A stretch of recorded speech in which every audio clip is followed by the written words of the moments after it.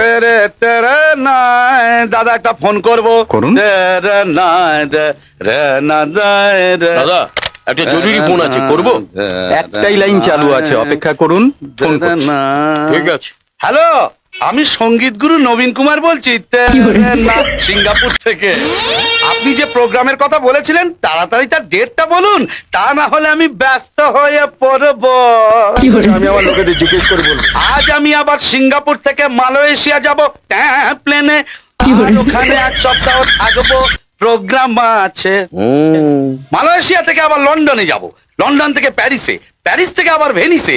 অবশ্য আপনি যদি বলেন তাহলে আমি আবার কলকাতায় ফিরে আসতে পারি, তা না হলে আবার 45 দিন ওয়ার্ল্ড ট্যুরে লেগে যাবে। দুলালার ফলা তো ডেলান শিল্পী না লাইব। হ্যাঁ, কথা শোনাবে পুরো কেস কেচিয়ে গেল।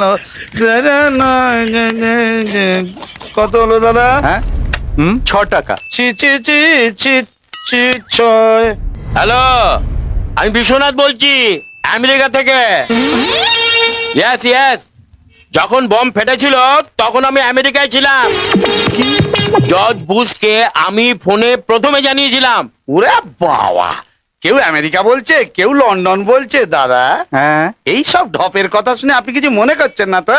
দূর দূর, হ্যাঁ। আমি কেন মনে করতে যাব? হ্যাঁ। গত 10 বছর ধরে এই একই ঢপবাজির কথা শুনে আসছি। দাদা আমার ঢপ শুনে শুনে চেহারা কানাই বেঢপ হয়ে গেছে।